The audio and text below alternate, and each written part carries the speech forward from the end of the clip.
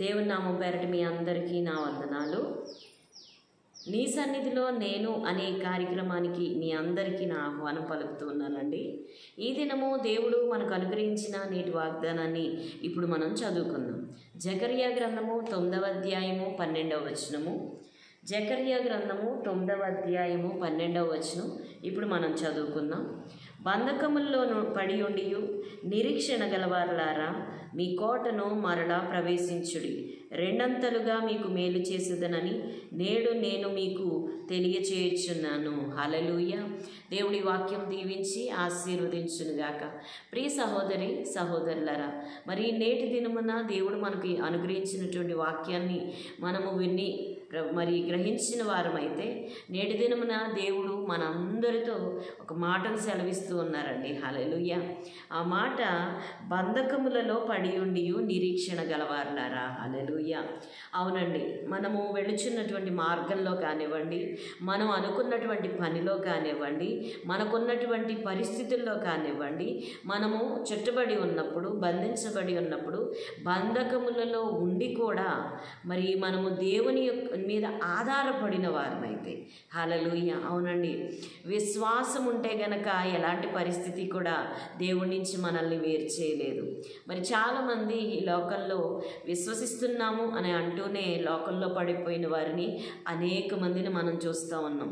దేవుని యొక్క ప్రేమను దూరపరుచుకున్న వారిని అనేక మందిని మనం చూస్తూ ఉన్నాం.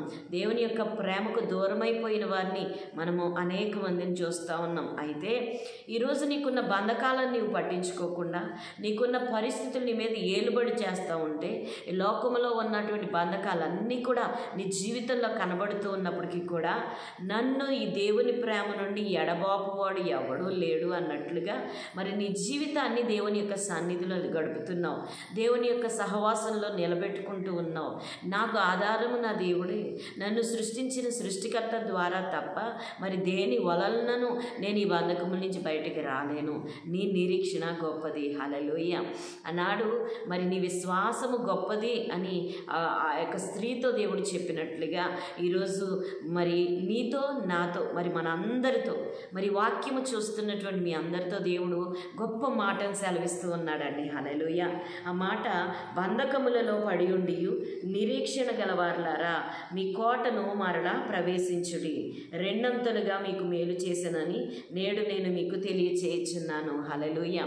బంధకముల్లో ఉండి మరి నిరీక్షణ అనే మరి ఆ యొక్క సిచ్యువేషన్ అనేది మీ జీవితంలో లేదండి. ఎందుకంటే నిరీక్షించడానికి ఎక్కడా హోప్ లేదు, కానీ మీ హోపు దేవుడే అని చెప్పి, మీ హోపు యేసే, మీ యొక్క ఆశ యేసే, మీ యొక్క మరి భవిష్యత్తు యేసే అని చెప్పి ఎవరైతే ఆయన మీద ఆధారపడి ఉన్నారో, ఏం చేస్తావో చేయి ప్రభా, నేనేమైపోయినా పర్వాలేదు, నీవు నాతో ఉంటే చాలు అని ఎవరైతే దేవునిలో మీరు మీ యొక్క హృదయాన్ని ఉల్లసింప చేసుకుంటున్నారో, మీకున్న పరిస్థితులకు మీరు లోపడకుండా, మీకున్న బంధకాలకు పడిపోకుండా దేవుని వైపు చూడగలుగుతున్నారో, నేటి దినమున దేవుడు మనతోనే మాట్లాడుతున్నాడు. ప్రియ సహోదరి సహోదరుడా, దేవుడు చెప్తున్నటువంటి మాట, బంధకములలో పడి ఉండియు నిరీక్షణ గలవారులారా, మీ కోటను మరలా ప్రవేశించుడి. హల్లెలూయా. గడిచిన దినాల్లో మేము ఇలా ఉండేవాళ్ళమండి, ఇలా పరిస్థితులు ఉండేవండి, మేము చాలా చక్కగా బ్రతికిన వారమండి. మరి దేవుళ్ళలోకి వచ్చామండి, దేవుడి విశ్వాసంలోకి వచ్చాం, దేవుడు అంటే గుర్తెరిగాం, దేవుని సన్నిధికి వస్తున్నాం, దేవునిలో ఎదుగుతున్నాం, బలపడుతున్నాం. కానీ మరి ఈ లోకంలో మేము బలహీనపడిపోతున్నామండి. మరి ఆర్థిక విషయంలో కానివ్వండి, ఆరోగ్య విషయంలోనే కానివ్వండి, అన్ని విషయాల్లో కూడా మేము బలహీనపడిపోతున్నాం. ప్రియ సహోదరి సహోదరుడా, భయపడవద్దు. అవేవి నీకు ఎంత మాత్రము హాని చేయవు. ఎందుకంటే దేవుడు మనకు నేర్పించే పాఠాలు ఎంతకాలము నేర్పించాడు. నీకు చెప్పవలసినటువంటి లెసన్స్ అన్నీ కూడా నీకు నాకు చెప్పాడు. అయితే ఈ దినమని మాట సెలవిస్తూ ఉన్నాడు. ఆనాడు యోబును కూడా మరి దేవుడు కొంత పర్మిషన్ ఇస్తేనే కదండి సాతాను చేయగలిగింది.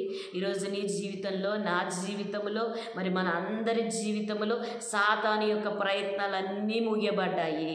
సాతాను యొక్క సాతాను వాడి చేతిలో బందీగా ఉంచుకున్న నీ జీవితాన్ని దేవుడు చెప్తున్నాడు, విడుదల ప్రకటిస్తూ ఉన్నాడు నేటి దినాన. హల్లెలూయా.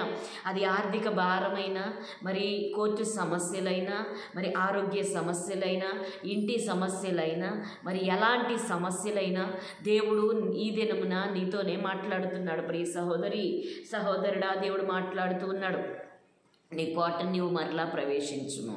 హల్లెలూయా. రెండంతలుగా మీకు మేలు చేసేదనని నేడు నేను మీకు తెలియచేయుచున్నాను.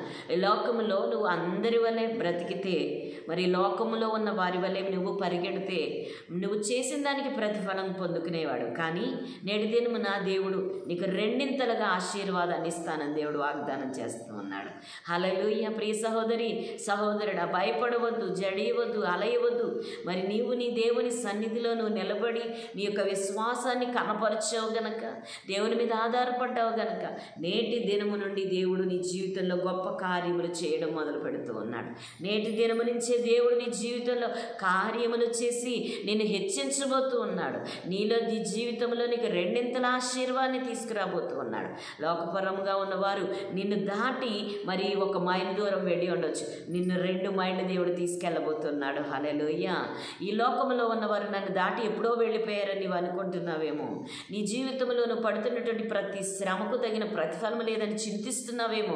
ఈరోజు దేవుడు చెప్తున్నాడు, నీకు రెండింతల మేలు దేవుడు కలుగజేయబోతూ ఉన్నాడు. హల్లెలూయా.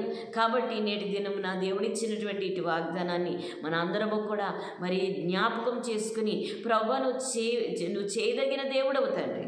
నా జీవితంలో నీవు తప్ప నాకు ఆధారం లేదయ్యా, నీవు తప్ప నాకు ఆశ్రయం లేదు. నిన్నే నమ్ముకున్నానయ్యా, నీ మీదే ఆధారపడ్డాను. నాకున్న భారాలైనా, నాకున్న బంధకాలైనా, నాకున్న శ్రమలైనా, నిందలైనా, అవమానాలైనా ఏదైనా నీ మీదే పెడుతున్నాను ప్రభువా.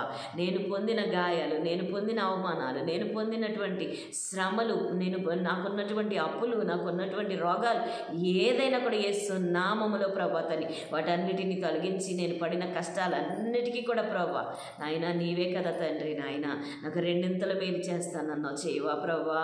అడుగుదామండి అందరం.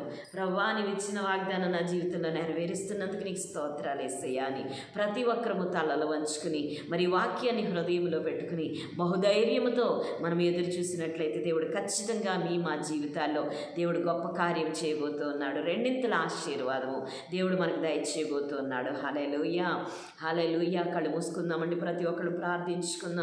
మహాపరిశుద్ధుడా, మహాగణుడా, సర్వోన్నతుడా, మహిమోన్నతుడా, సర్వకృపానిధివైనటువంటి మా గొప్ప తండ్రి, అయ్యా నీ బిడ్డలు ఎంతో నలిగిపోయి ఉన్నారయ్యా, ఎంతో శ్రమలో ఉన్నారయ్యా, నిందల్లో ఉన్నారు, అవమానాల్లో ఉన్నారు, అప్పుల్లో ఉన్నారు, అనారోగ్యంతో ఉన్నారు, ఆర్థిక భారాలతో ప్రభ మొయ్యలేని భారాలతో అయ్యా స్త్రీలు పురుషులు ప్రతి ఒక్కరి మీద ప్రభ తండ్రి నేను పడి ఉన్నటువంటి ఈ ఆటంకకర పరిస్థితులు, అవమానకర పరిస్థితులు అయ్యా తండ్రి నేను దుఃఖకర పరిస్థితులు అన్నిటినీ కూడా గొప్ప ప్రభా తండ్రి నాయన గొప్ప ఆశీర్వాదాలుగా మలచమని అడుగుచున్నాను తండ్రి నాయన.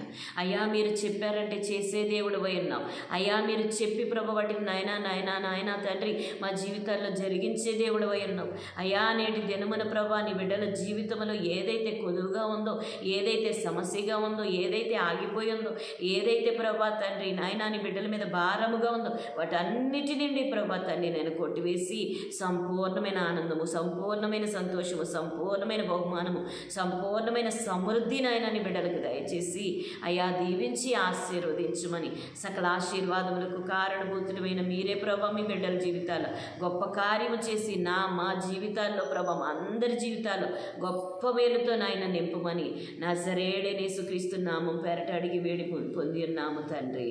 ఆమేన్, amen, amen. Praise the lord.